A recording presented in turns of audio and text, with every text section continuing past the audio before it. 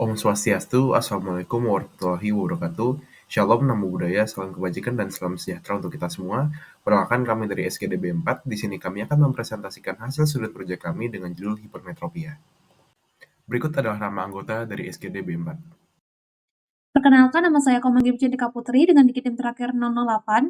Di sini saya akan menjelaskan terkait dengan latar belakang.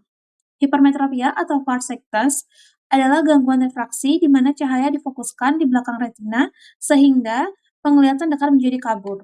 Pada derajat ringan, lensa dapat mengompensasi kelainan ini. Namun, pada hipermetropia derajat berat akan terjadi gangguan penglihatan. Penyebabnya itu multifaktorial, termasuk faktor genetik, kelengkungan ataupun kornea, lensa yang terlalu datar, perubahan indeks refraksi, misalnya pada pasien yang mengalami diabetes, katarak, dan juga penuaan, serta kelainan posisi lensa akibat trauma ataupun operasi. Kelumpuhan saraf okulomotor juga dikaitkan dengan peningkatan derajat dari hipermetropia. Prevalensi hipermetropia lebih atau sama dengan dari 2 dioptri pada anak secara global mencapai 4,6%, di Asia Tenggara sekitar 2,2%. Prevalensi ini cenderung menurun seiring bertambah usia hingga remaja dan meningkat kembali pada orang dewasa, yaitu di atas 40 tahun hingga 30,9%. Deteksi dini penting untuk mencegah komplikasi seperti strabismus dan juga amblyopia. Baik, sebelumnya perkenalkan saya Gede Gus Ramadipra dengan 3 digitim terakhir 236. Saya akan membahas rumusan masalah, tujuan penulisan, serta manfaat. Untuk rumusan masalah, yang pertama bagaimana definisi klasifikasi hipermetropi. Kemudian yang kedua, apa saja etiologi dan faktor risiko yang berkontribusi terhadap terjadinya hipermetropi. Kemudian yang ketiga, bagaimana mekanisme patofisiologi yang mendasari terjadinya hipermetropi. Yang keempat, apa saja manifestasi klinis dan bagaimana diagnosis hipermetropi ditegakkan. Yang kelima, bagaimana penata laksanaan hipermetropi. Yang keenam, bagaimana prognosis dan potensi komplikasi terkait dengan hipermetropi.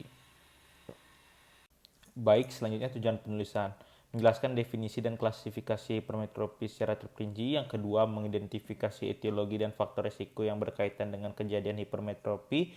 Yang ketiga, memahami faktor fisiologi hipermetropi secara mendalam. Keempat, mendeskripsikan manifestasi klinis dan metode diagnosis hipermetropi. Kelima, memaparkan berbagai modalitas penata laksanaan hipermetropi yang tersedia. Keenam, menganalisis prognosis dan potensi komplikasi yang dapat timbul akibat hipermetropi.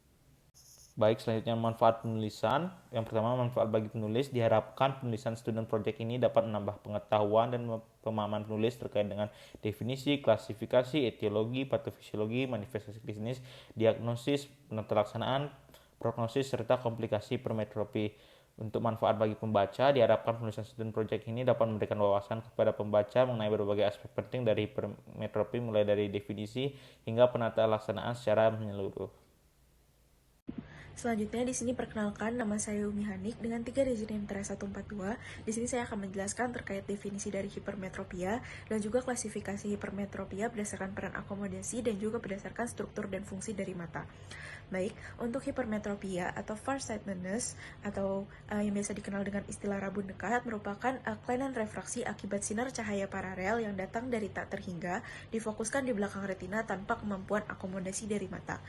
Ketajaman penglihatan atau visus pasien hipermetropi lebih baik untuk melihat objek jauh, yaitu pada jarak 6 meter, dibandingkan untuk melihat pada jarak dekat, yaitu sekitar 0,33 meter. Untuk klasifikasi yang pertama, berdasarkan peran akomodasi, ada hipermetropia absolut, di mana pasien tidak lagi bisa mengkompensasinya dengan daya akomodasi sehingga pasien memerlukan koreksi optik. Kemudian sebaliknya, ada hipermetropia fakultatif, pasien masih bisa mengkompensasi hipermetropianya dengan daya akomodasi sehingga pasien tetap dapat melihat tanpa bantuan lensa koreksi. Dan yang ketiga ada hipermetropia total, yaitu penjumlahan dari hipermetropia fakultatif dan juga absolut. Kemudian berdasarkan struktur dan fungsi dari mata, ada hipermetropia simple yang disebabkan oleh penurunan panjang aksial dari bola mata ataupun penurunan daya konvergen dari kornea dan juga lensa. Dan yang kedua ada hipermetropia patologis yang disebabkan akibat adanya perkembangan yang atipikal, trauma, ataupun penyakit pada mata seperti katarak. Kemudian yang ketiga ada hipermetropia fungsional, yaitu kelumpuhan kemampuan akomodasi dan bersifat kongenital. Untuk klasifikasi yang lain akan dilanjutkan oleh teman saya. Terima kasih. Baik, terima kasih. Perkenalkan, saya Vivian Lusumardani dengan 3 digit NIM terakhir 102. Selanjutnya, klasifikasi hipermetropi berdasarkan derajat kelainan refraksi. Ini dibagi 3 menjadi hipermetropia rendah, yaitu dengan kekuatan dioptri plus 2 atau kurang. hipermetropia sedang plus 2,25 hingga plus 5 dioptri, dan hipermetropia tinggi yaitu lebih dari plus 5 dioptri. Selanjutnya refraksi sendiri dibagi menjadi dua, yaitu cycloplegic dan non-cycloplegic. Cycloplegic merupakan pemeriksaan yang dengan melumpuhkan otot ciliaris menggunakan obat cycloplegic dan merupakan gold standard pada anak-anak maupun dewasa. Lalu untuk non-cycloplegic, yaitu pemeriksaan refraksi tanpa obat cycloplegic. Contohnya ada retinoskopi, autorefraksi, serta refraksi objektif dan subjektif. Sekian dapat saya sampaikan, selanjutnya akan dilanjutkan oleh rekan saya. Terima kasih. Berdasarkan etiologinya, hipermetropia dapat diklasifikasikan menjadi beberapa jenis, yaitu yang pertama, hipermetropia aksial. Hipermetropia aksial merupakan jenis yang paling umum dan sering terjadi. Hal ini dapat terjadi akibat pemendekan aksial anterior posterior bola mata. Faktor genetik juga memiliki peran penting dalam jenis ini. Selain itu, edema retina juga dapat menyebabkan pergeseran ke arah hipermetropi. Penurunan panjang aksial bola mata sebesar 1 mm dapat menyebabkan hipermetropi sebesar 3 dioptri. Kemudian yang kedua adalah hipermetropia kurvatur. Hipermetropi dapat disebabkan oleh perataan permukaan kornea atau lensa, ataupun keduanya. Peningkatan jari-jari kelengkungan kornea atau lensa sebesar 1 mm dapat menyebabkan hipermetropi hingga 6 dioptri. Kemudian yang ketiga ada hipermetropia indeks. Hipermetropia dapat terjadi akibat perubahan indeks bias pada lensa kristalina yang biasanya dialami oleh orang lanjut usia atau penderita diabetes. Dalam kondisi ini, indeks bias lensa meningkat secara bertahap dari bagian tengah ke bagian tepi. Kemudian yang keempat adalah hipermetropia posisional atau akibat tidak adanya lensa, serta kondisi patologis mata lainnya. Hipermetropia dapat muncul karena posisi lensa yang tidak normal atau ketiadaan lensa yang bisa bawaan sejak lahir atau didapat setelah operasi ataupun trauma, yang dimana dapat menyebabkan terbentuknya zona afakia dalam sistem refraksi mata. Afakia pasca trauma atau pasca operasi merupakan penyebab hipermetropia yang tidak jarang ditemukan. Baik, perkenalkan nama saya Gidi Arjuna Putra dengan 3 digit M terakhir 060. Di sini saya akan menjelaskan terkait dengan faktor risiko hipermetropia.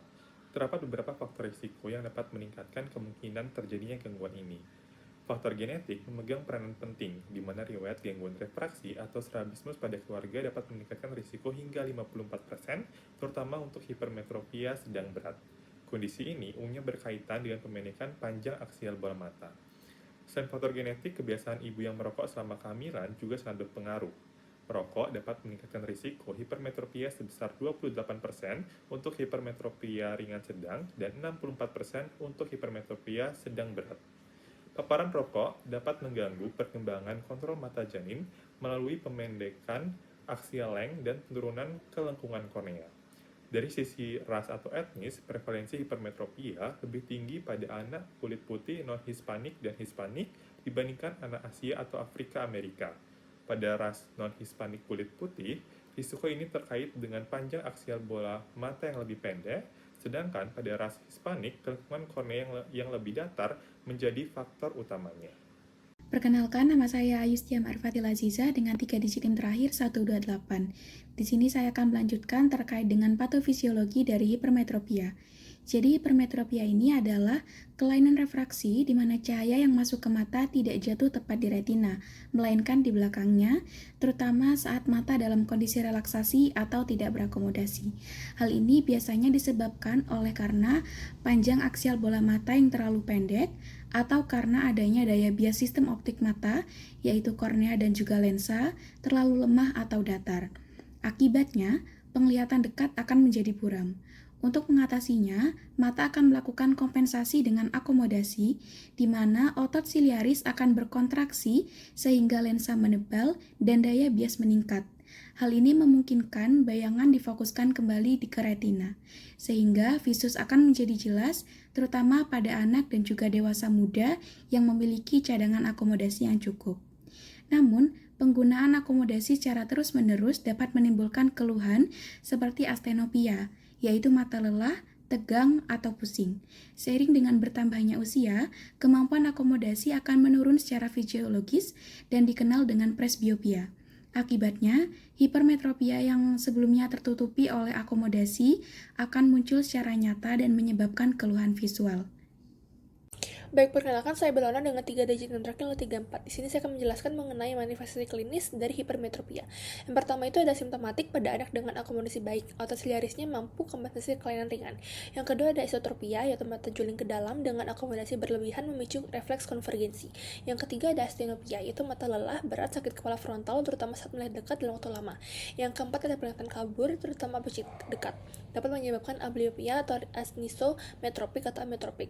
Yang keenam ada pseudomiopia pada remaja, spasma akomodasi saat membaca, penglihatan kabur hilang timbul. Yang keenam ada sensasi mata menyilang, yaitu tanpa diplopia akibat akomodasi dan konvergensi berlebihan. Yang ketujuh ada iritasi mata berulang, yaitu hordeolum atau konjungtivitis karena sering mengucap mata. Yang terakhir ada presbiopia dini pada dewasa, yaitu akomodasi menurun, kesulitan melihat dekat lebih awal. Mungkin sekian dari saya, terima kasih. Baik, perkenalkan nama saya Kerin Angelina Widoraya dengan 3 digit terakhir 164. Di sini untuk diagnosis dari hipermetropi sendiri dapat dilakukan dengan melakukan pemeriksaan objektif dan juga subjektif. Untuk pemeriksaan refraksi objektif dapat dilakukan dengan menggunakan retinoskopi ataupun autorefraktor, sedangkan untuk refraksi subjektif dapat dengan menggunakan trial frame ataupun phoropter. Pada pasien dengan kemampuan akomodasi tinggi seperti anak-anak, penggunaan refraksi siklopegik diperlukan untuk memblokir adanya akomodasi dan mengungkap adanya hipermetropi laten. Kemudian, berdasarkan penelitian, ditemukan bahwa refraksi siklopegik meningkatkan akurasi pengukuran refraksi, kemudian mengurangi variabilitas hingga kurang lebih 0,25 dioptri, termasuk pada mata hipermetropik. Selain itu, pengukuran panjang aksial atau axial length juga penting karena sebagian besar hipermetropi terjadi akibat bola mata yang pendek. Sebuah penelitian pada anak-anak dengan strabismus dan amblyopia menunjukkan bahwa setelah siklopegia, anterior chamber depth atau ACD dan pupil diameter meningkat signifikan, walaupun axial length-nya relatif stabil. Hal ini mendukung hubungan erat antara adanya panjang aksial yang pendek dan juga hipermetropi. Mungkin sekian dari saya, terima kasih. Baik, sebelumnya perkenalkan saya Putu Airin Sudewi dengan NIM 3 digit terakhir 212. Di sini saya akan menjelaskan terkait tata laksana hipermetropia. Untuk tata laksananya terdapat 2 metode, yaitu yang pertama, penggunaan alat bantu optik seperti kacamata dan lensa kontak, di mana koreksi hipermetropia dilakukan menggunakan lensa cembung untuk memfokuskan cahaya tepat di retina. Nah, kacamata lebih mudah ditoleransi oleh bayi dan anak-anak, sedangkan lensa kontak lebih sering digunakan oleh remaja dan orang dewasa seiring dengan meningkatnya kenyamanan dan kemampuan dalam merawat alat koreksi tersebut. Kemudian yang kedua itu intervensi bedah refraktif, di mana terdapat beberapa prosedur pemendahan yang tersedia, yaitu laser thermal keratoplasti, konduktif keratoplasti, spiral hexagonal keratomi, aplikasi laser excimer, ekstraksi lensa bening dengan atau tanpa implantasi lensa intraokular, kemudian laser assist in situ keratomileosis atau LASIK, dan fotorefraktif keratomi atau PRK. Mungkin sekian yang dapat saya sampaikan. Terima kasih. Om Swastiastu, perkenalkan nama saya Maria Jovita Selana Susatyo Eo dengan 3 digit NIM terakhir 189. Kali ini saya akan membahas mengenai prognosis dan juga komplikasi. Baik, untuk prognosis daripada hipermetropi bergantung pada derajat kelainan refraksi dan juga derajat yang ditemukan ketika pertama kali terdiagnosis. Dalam kasus ringan hingga sedang, terutama apabila ditemukan pada masa kanak-kanak, prognosis kasus hipermetropi khususnya sangat baik jika dibantu dengan koreksi optik yang tepat. Akan tetapi, ketika tidak ditangani, hipermetropi dapat menimbulkan beberapa komplikasi serius, khususnya pada anak-anak dengan derajat hipermetropi lebih dari sama dengan 2 dioptri. Kemudian untuk komplikasinya, salah satunya adalah amblyopia, yaitu ketidakmampuan satu mata untuk berkembang secara normal karena perbedaan tajam penglihatan di dua mata. Kemudian dapat terjadi juga strabismus, khususnya esotropia akomodatif, yaitu keadaan saat mata cenderung menyilang ke dalam sebagai respon terhadap akomodasi. Selain itu, pada kasus hipermetropi berat, risiko gangguan penglihatan permanen dapat meningkat secara signifikan apabila tidak segera ditangani. Selain komplikasi tersebut, hipermetropi dengan derajat tinggi dapat meningkatkan risiko glaukoma sudut tertutup karena struktur anatomi bola mata yang lebih pendek menyebabkan ruang bilik anterior yang sempit. Baik, perkenalkan saya Christopher Vincentius Sanjaya dengan 3 digit NIM terakhir 086 terkait kesimpulan, hipermetropi merupakan gangguan refraksi pada mata yang menyebabkan fokus cahaya jatuh di belakang retina, sehingga penglihatan pada jarak dekat menjadi tidak jelas. Hipermetropi dapat diklasifikasikan berdasarkan penyebab, derajat keparahan, dan sifatnya, seperti hipermetropi fisiologis, patologis, ringan, sedang, berat, serta hipermetropi manifest dan laten. Etiologi hipermetropi dapat bersifat kongenital atau didapat dengan faktor risiko seperti riwayat keluarga, usia, dan kondisi sistem tertentu. Secara patofisiologi, kondisi terjadi akibat bola mata yang terlalu pendek atau daya bias lensa yang lemah. Gejala klinisnya meliputi penglihatan kabur saat melihat dekat, sakit kepala, dan kelelahan mata. Diagnosis hipermetropi dapat dilakukan melalui pemeriksaan visus, uji refraksi subjektif dan objektif, serta dapat dikonfirmasi dengan pemeriksaan menggunakan tetes sikloplegik untuk mengungkap hipermetropi laten. Pada laksana umumnya menggunakan kacamata atau lensa kontak, dan pada beberapa kasus dilakukan koreksi dengan bedah refraktif. Prognosis hipermetropi umumnya baik dengan penanganan yang tepat. Namun, komplikasi seperti amblyopia dan strabismus dapat terjadi terutama pada anak-anak jika tidak ditangani sejak dini. Untuk saran, diharapkan masyarakat dapat meningkatkan kesadaran akan pentingnya deteksi dini dan penanganan hipermetropi guna mencegah komplikasi jangka panjang dan meningkatkan kualitas penglihatan. Edukasi kepada masyarakat terkait faktor risiko, gejala, pencegahan, serta penanganannya perlu dilakukan secara berkelanjutan. Penelitian lebih lanjut juga perlu dilakukan untuk mengembangkan metode terapi korektif yang lebih efektif dan sesuai dengan perkembangan teknologi di bidang kesehatan mata. Demikian presentasi dari SGDW 4. Mohon maaf apabila terdapat kekurangan atau kekeliruan dalam penyampaiannya. Terima kasih atas perhatian dan waktunya. Kami tutup dengan Paramasati. Om Santi Santi Santi Om. Wassalamualaikum warahmatullahi wabarakatuh. Shalom, namo buddhaya, salam kebajikan, dan salam sejahtera untuk kita semua.